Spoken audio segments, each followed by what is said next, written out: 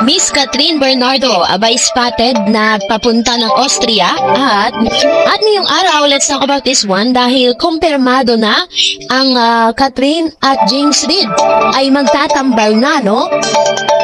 May nakarating sa amin na balita na after Pilipinas Got Talent or PGT, kung saan na isa sa naging hurado rito si Catherine Bernardo, ang susunod na proyektong gagawin niya sa Kapamilya Network ay isang teleserye. Yes, babalik ng award-winning actress at ang balita natin ng mga kapareha niya ay si James Reid.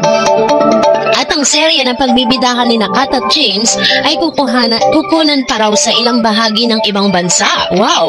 First time na makakatrabaho sina Catherine at James, bagong putahe, ika nga, siguradong matutuwa ang mga fanay ni Kat na muli na naman siyang mapapanood sa isang serye. Ang huling serye na ginawa ng dalaga ay yung Too Good to Be True 2 years ago na pinagtambalan nila ng ex na si Daniel Padilla. Ang huling serye naman na ginawa ni James ay yung Till I Met You noong pang 2016 kung saan katambal niya rito ang dating kalab team at karelasyon na si Miss Nadine Lustre. So ito po yung isa sa mga balitang pumapatay at nagkakansela doon po sa balita na magkakaroon po ng comeback movie or teleserye ang Katniel. Kasi wala pa po talagang napag-uusapan at wala pa pong mga parang balita na magkakaroon nga sila ng comeback, no, na movie or teleserye na kung saan ibibida silang dalawa. Pero ang kinumpirma po ng ABS-CBN at ng ilang mga online news ay ang pagtatambalon nga nitong si Catherine at si James Reid sa isang teleserye.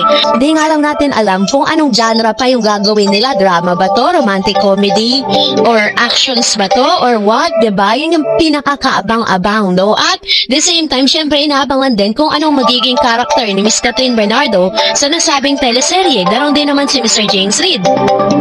Parang lahat-lahat ng karakter nagampanan na ni Miss Catherine at dito natin makikita kung meron ba talagang spark or meron ba talagang chemistry na magsama sa isang project si Miss Catherine at itong si Mr. James Reid. Kasi parang ang pinaka lang dito, ang pinaka nakikita ng ilang mga fans ni Miss Catherine na parang gagamitin si Catherine Bernardo para lang at the expense nitong si Mr. James Reid. Kasi alam natin ang limot na to Parang ang tagal na ng panahon na hindi siya nabigyan ng proyekto. Pagkatapos nilang maghiwalay ni Miss Nadine Lustre at naging girlfriend niya nga yung kapatid nitong si dating si Miss ang pangalan nito, Isa Pressman, na kapatid ni Miss Yasi Pressman. So this time is panibagong panibagong serye at panibagong putahe, no? So this time, eto na, let's talk about our main topic for today's video kasi matapos nga po na isang video ang inilabas ng IB Clinic kung saan si Miss Catherine Bernardo ay dumalaw dito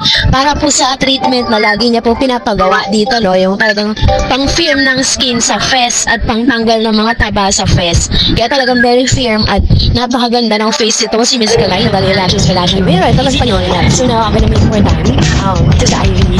And after, I'll have a short vacation. So,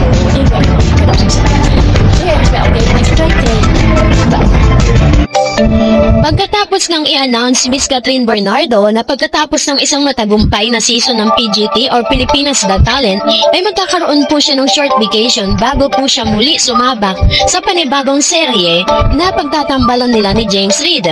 So dahil po dito ay may mga nag-send po sa atin ng photos, may mga nag-send ng videos kung nasaan namataan itong si Miss Catherine na nasa Australia po siya, airport ng Australia, at nakita din siya ng ilang mga kababayan natin doon na agad na nag-trending at agad na nag-viral dahil po sa taong kasama nito. So this time, ito po yung video na tinutukoy ko kung saan na yan kasama si Miss Catherine Bernardo at hindi niya po kasama yung glam team niya, hindi kasama si John Bale at ang ilan sa mga mga team niya kasi ibang tao yung kasama niya ngayon, which is yung mga taong ito ay super close dun po sa kanyang rumored boyfriend. So ayan, may nag-send sa akin yan, Mayor NK sa Australia. Don't know if the pic of him is new or old. Yun po yung sinasabi niya. Pero base po dun po sa mga photos sa lumabas, ito po ay talagang recently lang na talagang namataan po sila together. Di naman ma-deny, may video na at Pixan, same boat, nasa airport, di nga lang sabay ang check-in. Dati si John Bale kasama ni Kat pag umaalis, pero now si Dan at Justin Benitez na kasi ni Mark ang kasama niya. Posibleng si Mark na, no, ito yung kanyang photos. Yan, papunta sila ng airport airport ni Miss, nitong si Dan nga, no, yung Dan na sinasabi nila, yun daw ang kasama ngayon, na sinasabi ng kaasin na, nitong si Mr. Mayor Mark Alcala. So, parang ito na ata ang confirmation, doon po sa kahit anong pagtatago nila. Tapos, ito pa yung picture, kung saan nakita naman na magkasunod silang nandito po sa airport ng Australia, which is napaka-imposible na nagkataon lang yung picture na yan. Bakit alam naman natin na talagang sila yung nagchismis po sila patungkol sa kanilang relasyon. Pero sabi nga ni Sir Ogie Diaz na meron silang NDD, non-disclosure.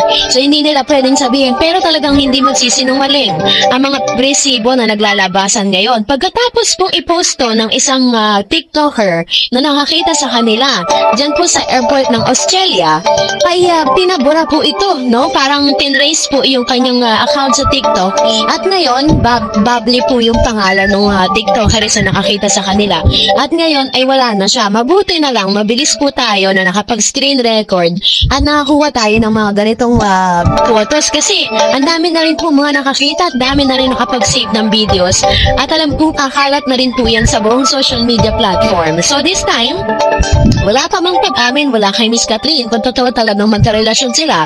Pero base po sa mga videos at sa mga photos na lumabas, no, ito pong mga videos na ito po yung malaking ebidensya na talaga na si Miss Catherine Bernardo is in a relationship with Mayor Mark Alcala.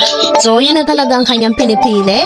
Kahit nasabihin na natin na red flag siya sa mga ibang girls. Pero, yun talagang gusto ni Catherine wala naman tayong magagawa kasi yan po ay sarili niyang desisyon. At wala tayong say at wala tayong control sa kung ano man yung mga taong nagugustuhan niya. At the end of the day, si Miss Catherine Bernardo pa rin naman talaga ang magde-decide kung sino po yung gusto niya makasama for the rest of her life, no?